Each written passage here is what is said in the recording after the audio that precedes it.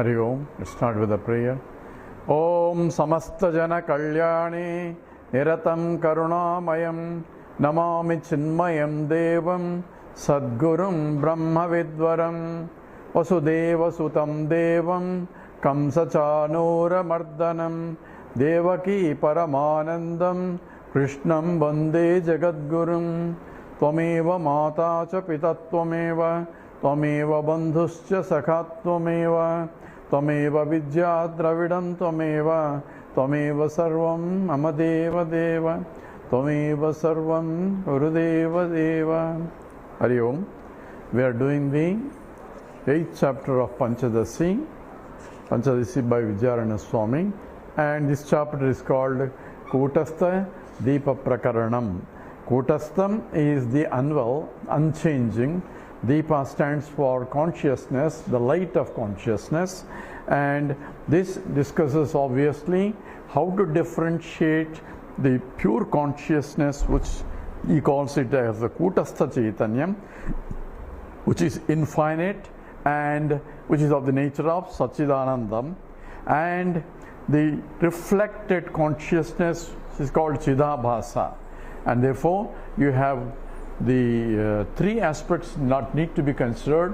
One is the pure consciousness, which is all pervading, and another is a reflecting medium, and the reflecting medium itself is only inert, and in this case the reflection of consciousness can occur only when the medium is suitable, and the suitable medium is a subtle material. So just like a mirror can reflect, but not a black body can reflect.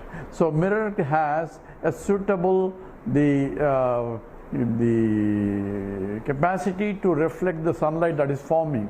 In the same way, the consciousness can get reflected only in the subtle body, subtle material. So according to Vedanta, from the Atma, first subtle materials are formed, that is called Akasha, Vayu, Agni, Apaha, Prithvi. This five: space, Akasha, Vayu, the air, and Apasha, Vayu, Agni, the fire, and Apaha, the water, and Prithvi, the earth. So Akasha, space, and Akasha, Vayu, Akashat, Vayu, it is a gaseous state. Then we are talking about energy and the liquid state and the solid state. So these are the five states one can think of. But according to Vedanta, first subtle materials are formed. What is a subtle material? Subtle material is that which is not a gross material. Gross material is only I can perceive through the senses. That means I can see, I can touch, I can taste, and all that through my five senses. And the senses themselves cannot be seen. It's a and that itself comes under subtle. So I cannot see the thought, it's a subtle, and I cannot see the mind, that's a subtle. But mind is there, and I cannot deny the mind, because everybody is using the mind only even to deny the mind. So thought is there, because even to say the thought is not there, you have to use the thought to express it. So this, taking into consideration the experience of human being also, the Upanishads talks about there are five subtle elements formed, and from the subtle elements, by what it called Panchikaranam, a grossification resulting in the gross materials form. And the gross materials is the material that is used to build all the gross matter.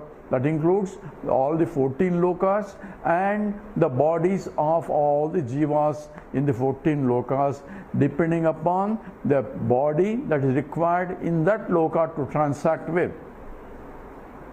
So the Gandharva loka, the other lokas, the higher lokas, the bodies are appropriate to that loka.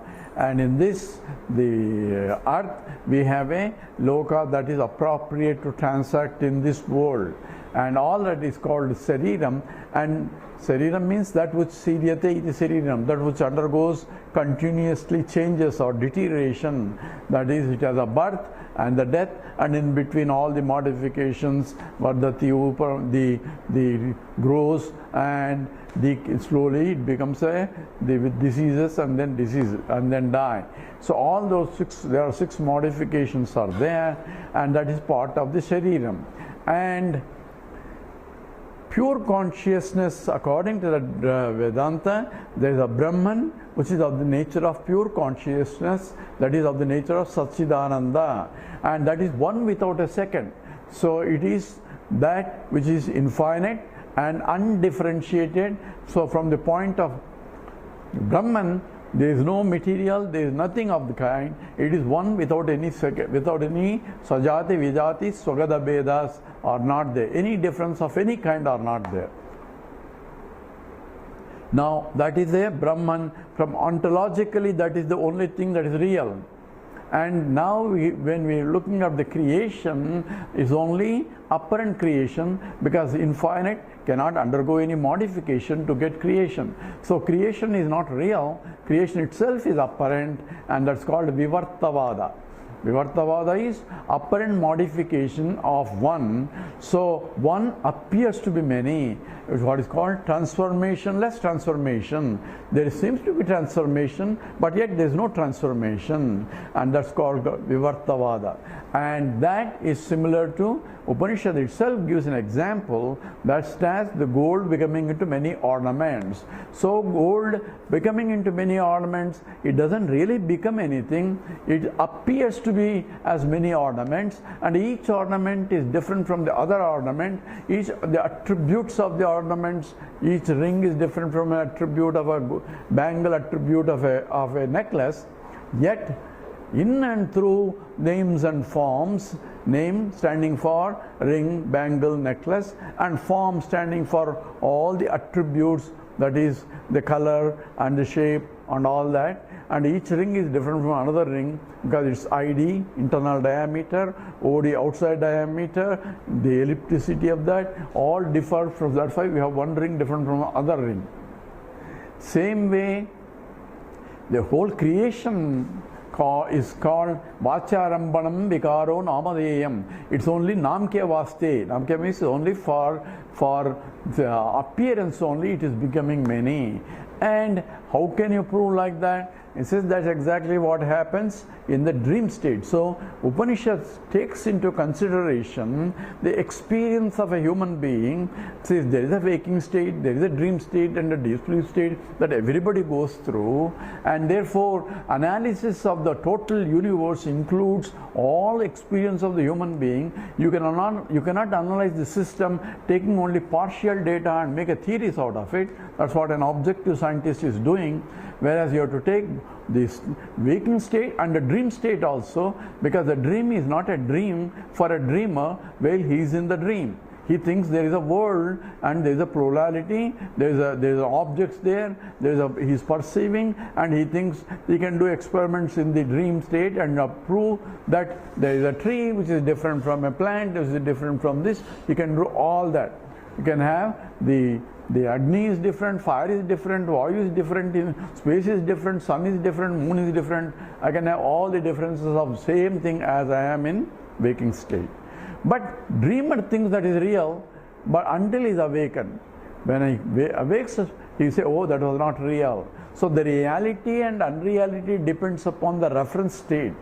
So from a dreamer point, dream is real, only he doesn't know waking state nor a deep sleep state. Waker, after coming from the dream state, makes a statement about the dream state where he is not now and says that dream was not real. That's a statement by a waker, not by a dreamer.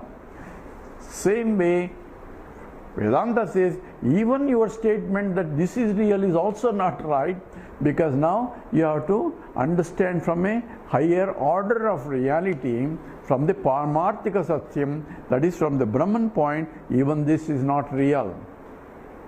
Only difference is that a waker will know that the dream is not real only when he is awakened in the waking state. It's a waker that tells, dreamer cannot discover that the dream is not real.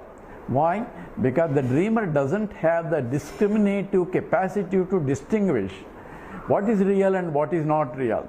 His viveka is not there. Why doesn't he have a viveka? If he has a viveka, then he won't be dreaming. He will be only in the waking state.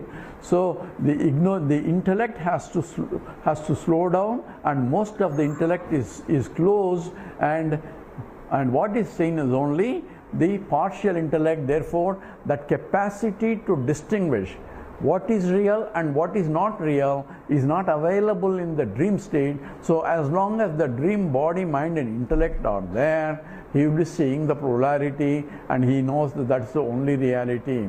To understand the unreality of the dream world, he has to leave that state, and therefore dropping the body, mind, intellect of the dream world and coming back to the waking state.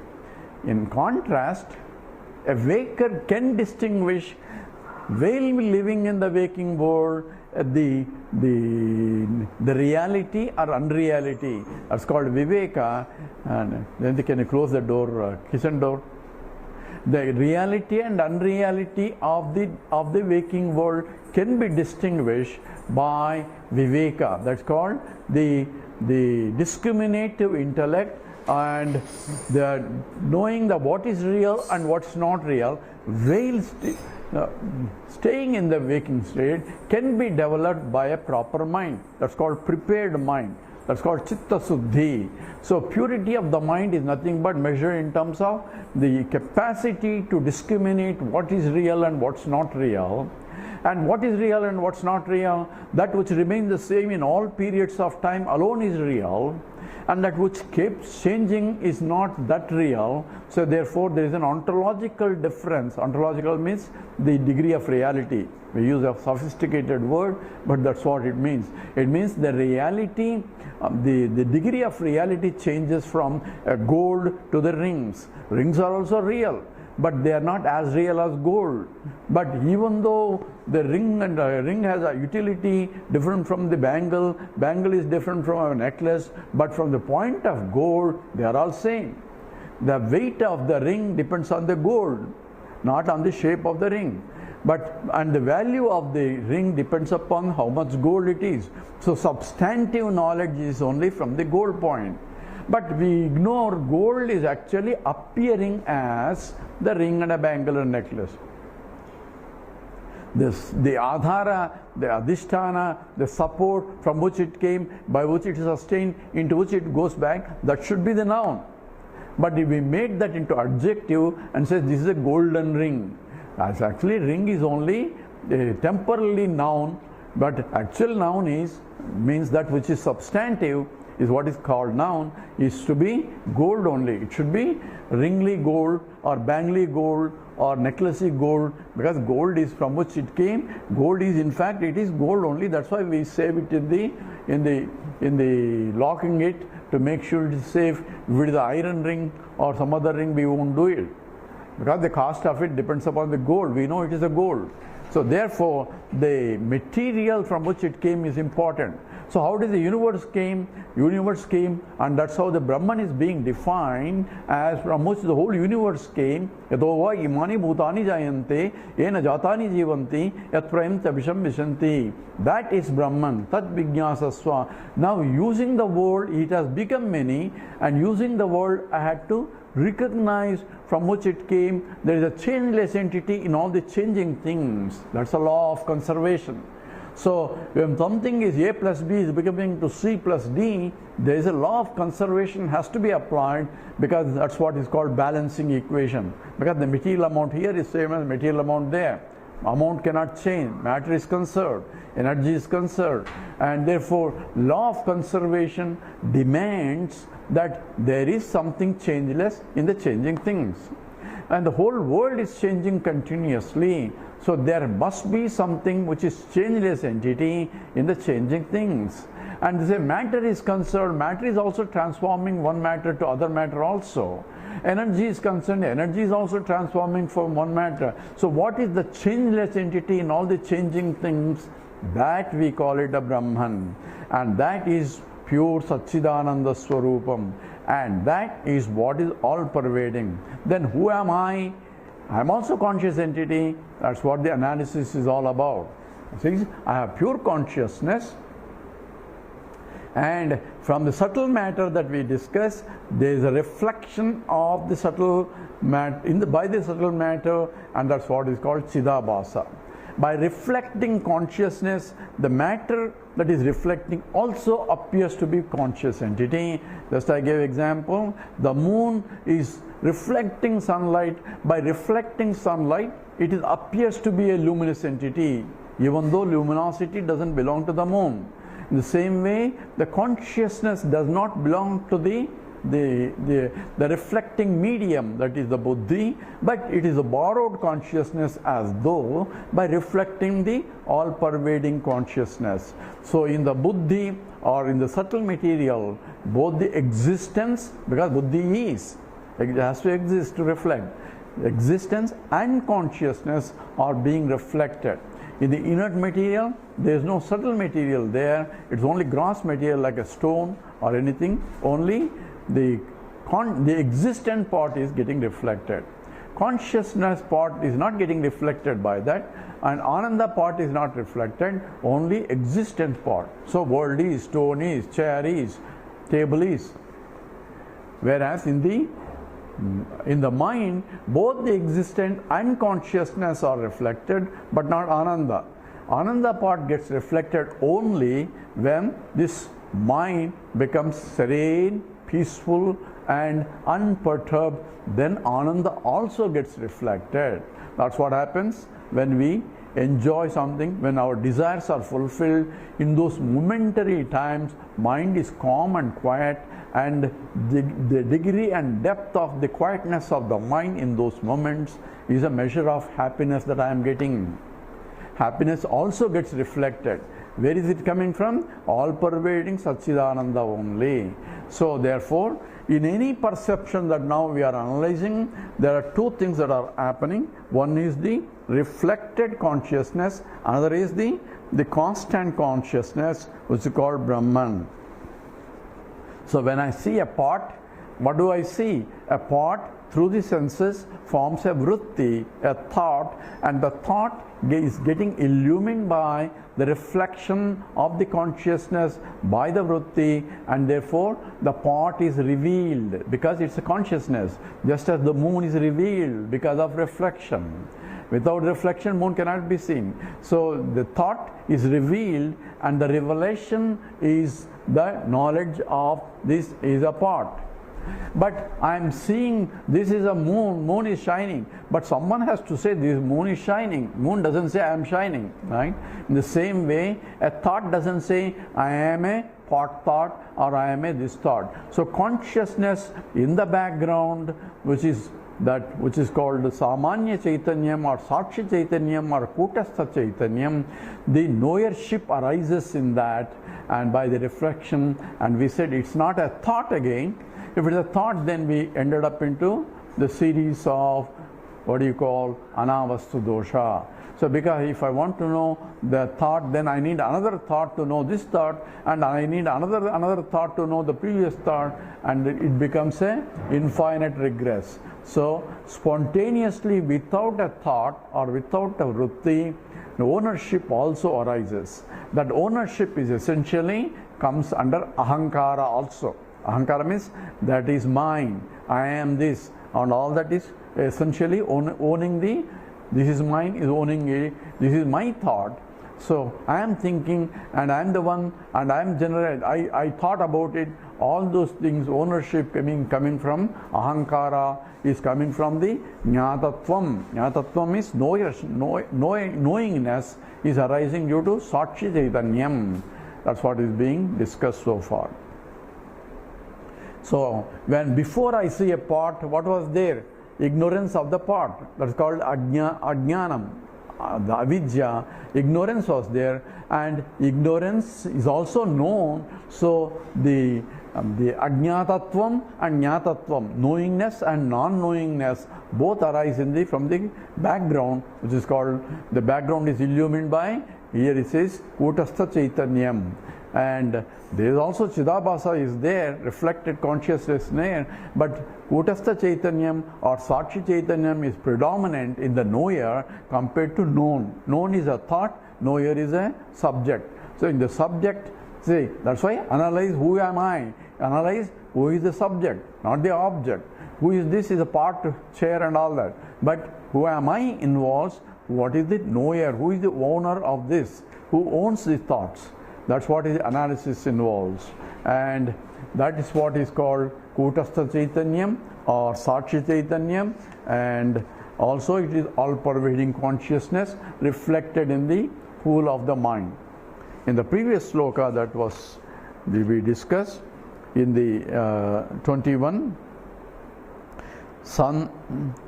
Sandhayo kila vruttinam, Sandhayo kila vruttinam, Abhavaschava bhasitaham, Abhavaschava bhasitaham, Nirvikarena yenasau, Nirvikarena yenasau, Kutastha iti chochyate, Kutastha iti chochyate.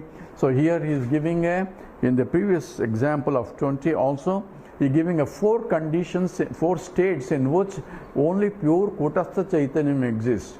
One is the Sushupti in the deep sleep state, Moksha when one person is become unconscious, or Samadhi in the case of where the mind is in the Samadhi.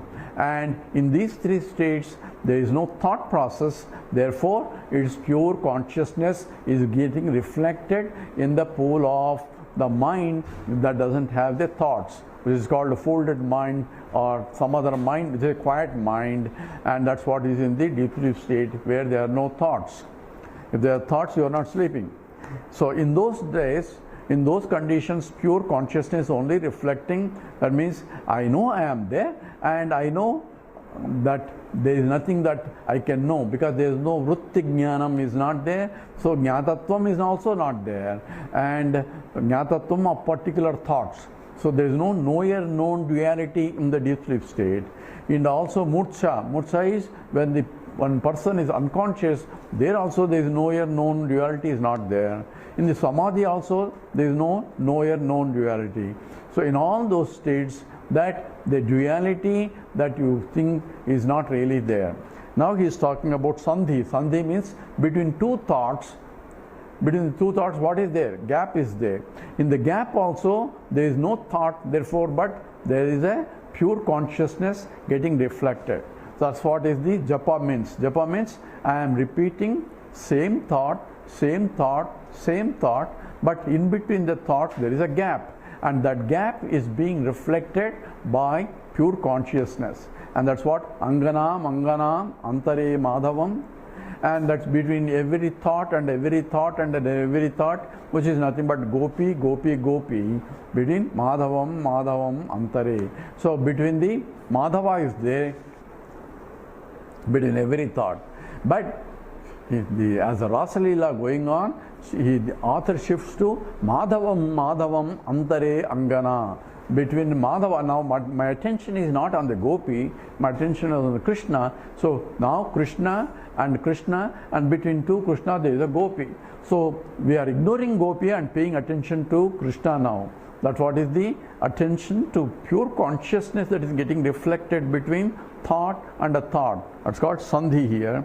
Sandhayoho akila vritti nam. Abhavascha avabhasitaha. So abhava means chidabhasa is vritti nam abha. The vritti is magnified by the chidabhasa and the sandhi is magnified by the sakshi chaitanyam. Nirvikena yenaso kutastha iti chodsate. We'll go more into details in this sloka 22. Ghate dviguna chaitanyam, Ghate dviguna chaitanyam, Yatha brahmi tathantare, Yatha brahmi tathantare, Ruttishvapi tatastatra, Ruttishvapi tatastatra, Vaishadyam sandhitodikam, Vaishadyam sandhitodikam. Now he is summarizing that external perceptions and internal perceptions, and in both cases there is a vritti and there is a knower of the vritti. So knower known duality arising both in the knowledge arising from the external perceptions and also in the internal perceptions. What are the external perceptions? Gata adi. Gata adi means gata adi. So any knowledge is taking example of a pot, a chair, a table, and so on and so forth. So every object that I see involves a formation of a vritti. And he said it's kramat. That means one thought after another thought. It's not simultaneously many thoughts. That gets confused completely. I have one thought after that in sequence, and I'm illuminating one thought at a time. Therefore, Chidabhasa at every time. So, whenever there is a vritti, there is a behind it, because it's a reflection. So, Chidabhasa is nothing but a reflection. Reflection cannot be there unless there is an original. So reflection consciousness RC and the original consciousness OC, both are there in the thought. And at the same time, that the reflected consciousness is becoming, he calls it Vaishadhyam. It means emphasized in the thought.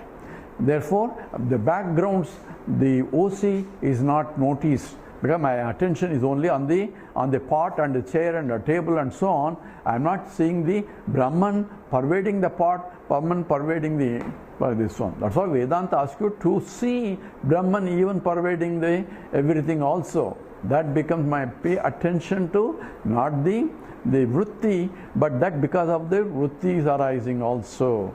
And here Ghate Dviguna Chaitanyam, in the Ghate, in the pot, that means in the pot thought, Dviguna Chaitanyam, there are two Chaitanyams, that is the Brahma Chaitanyam, which he calls the outside going, because the senses are going out and the vritti is forming out there. So in the mind out there, mind is also going.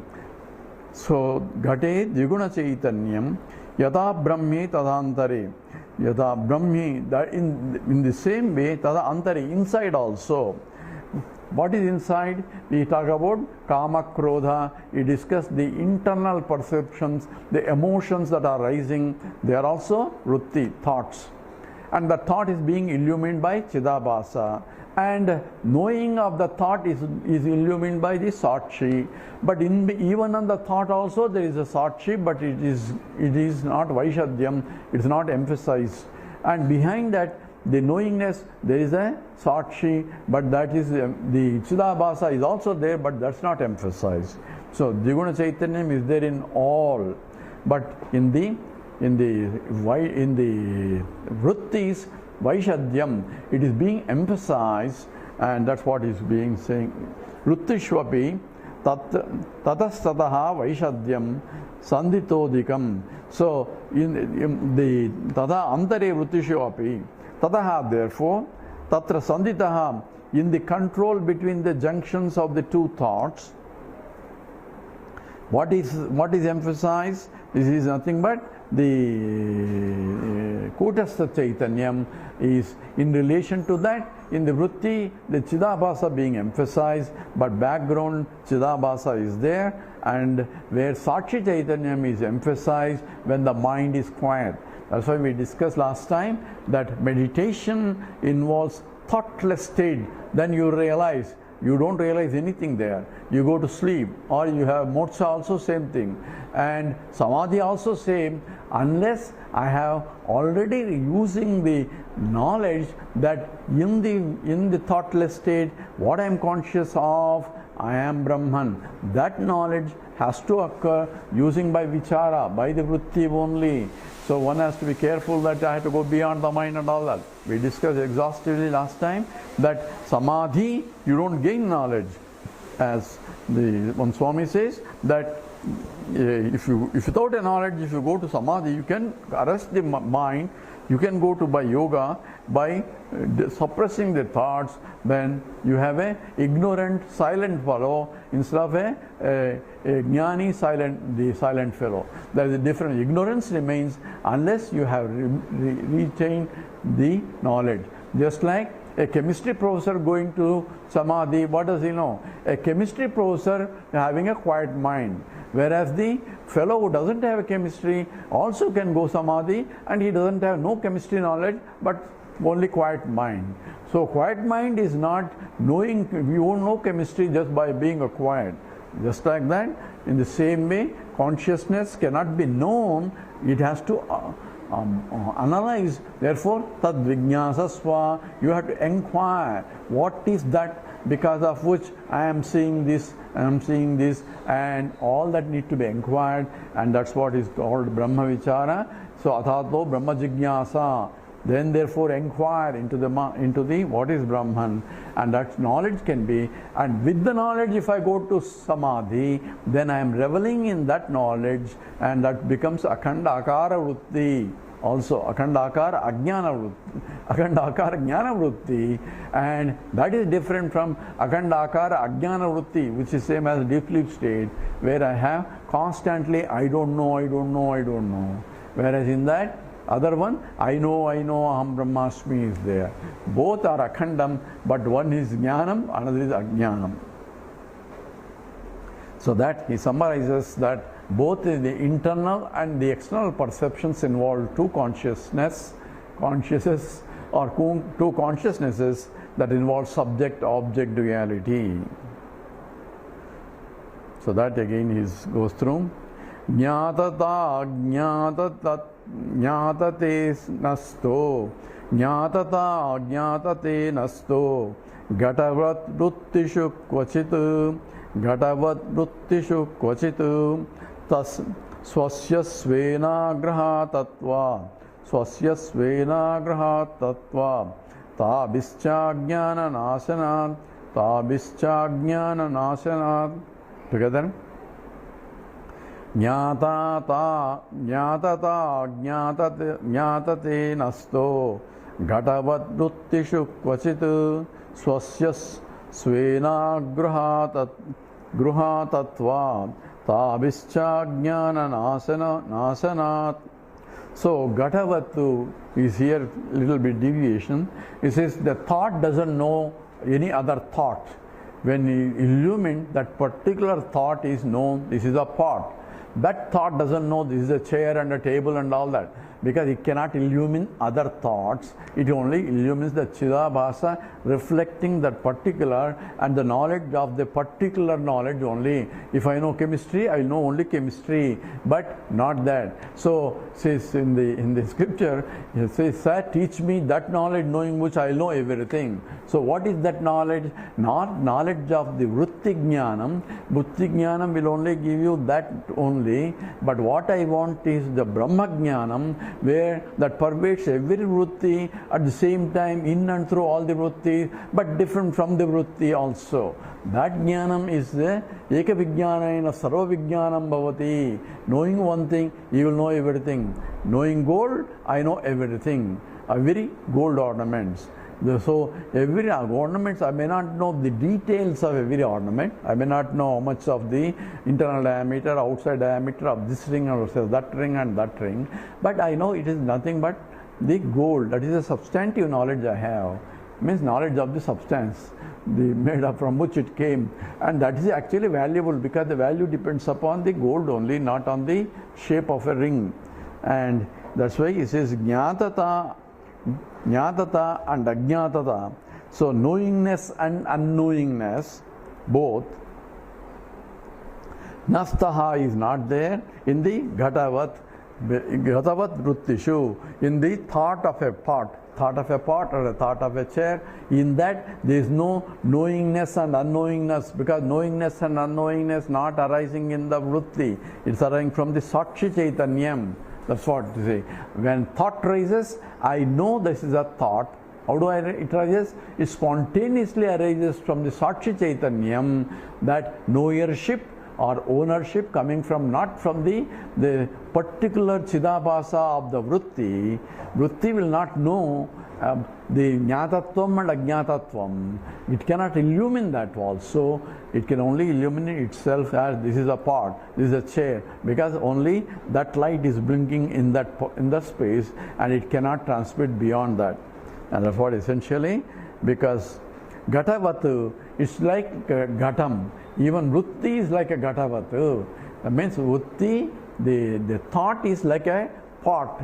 thought is like a pot. We have pot thought. Now here talking about thought is like a pot. Pot is a matter, and the pot doesn't know that I am a pot. Why? Because it doesn't have no consciousness of that. So in the same way, vritti, thought, is also nothing but a subtle material. Only difference between a ghatam and a thought is ghatam is made up of gross material, and whereas thought is made with the subtle material. The ghatam, I can touch it and I can transact with it at the transactional level, whereas the subtle thought I can only transact at the subtle level by communication and all that. So therefore the thought cannot know any other, because it is not the consciousness is not coming from itself. It is not swabhavikam, or it is not swatasiddham, or even the existence of a thought is based on Brahman only. It has no self existence, it has no self shiningness, and that is being illumined by lending the existent part as well as the conscious part. At least existent part we are not discussing here, since it is a Dipa Prakaranam that we discussed in the first 5 chapters of the Panchadashi, where the Sat part has been discussed using the Chandogya Upanishad, Sadeva Saumya Idamagram Asid. The whole 2nd chapter is a discussion of that sloka only. But here we are discussing the consciousness part, and the thought cannot know any other than illumination, what is being illumined. Knowingness, unknowingness coming from the Sakshi Chaitanyam. Swasya sena gruhata tatvat tabhischad jnananasanat. So agruhatatvat. So it cannot be, the thought cannot objectify anything else. Sasha tabhihi vrittishu gatavatu. Therefore it is like a pot, inert material like that. So it cannot illumine anything or anything. So the face cannot see other faces, and face cannot see itself also. Face need a mirror from which I can see the reflection. From the reflection I have to see the original only. That may be a different point, but here it is the vritti cannot know any other, it cannot illumine any other. We'll do 24 now. Dviguni krita chaitanye janmanashanubhutitaha akutastam tadanyattu kutastam avikarataha. So dvigini krita chaitanye janmanasha anubhutitaha. So dvigini krita chaitanyam. So it is essentially double aspect of it. Chaitanya, the consciousness, has been magnified as the Chidabhasa. So janmanasha anubhutitaha. Therefore it is the birth of the thought and the dissolution of the thought. Janma, nasha, anubhuti. So experience of the knowledge of the thought comes and knowledge of the thought goes, because it has a birth and it has a goal. This is true with every experience also. So every experience involves some kind of experiencer and experience and experiencing, and that's called Triputi. In the Triputi means the triad. In the triad, the one experience is always a time bound, and therefore it's called Desakala Vastu Parichinnam. It is limited by time wise, space wise, and object wise, because this experience is different from that experience. So every experience is different. That's why people hunt for, I want to experience this, I want to experience this, I want to experience. He says in every experience is only temporarily. That's what he's saying here, because it has a janma and nasha anubhutitaha, is being experienced. Akutastam means it is not the immutable, it is completely changing. And tadanyatu kutastam avikarataha. And whereas the kutastha chaitanyam is avikarataha, is unchanging and constant, and therefore there is no birth and death of this. We'll go into these details because this is what being used in order to distinguish or separate what is the Kutastha Chaitanyam and what is the Chidabhasa. How do we differentiate? How do I shift my mind from the Chidabhasa to Kutastha Chaitanyam? That exactly involves a realization or understanding that I am that and not this. We'll go back into this after we come back. Om Purnamada Purnamidam Purnat Purnamudachyate Purnasya Purnamadaya Purnameva Vasishyate. Om Shanti Shanti Shanti. Harihi Om. Sri Gurubhyo Namaha. Harihi Om.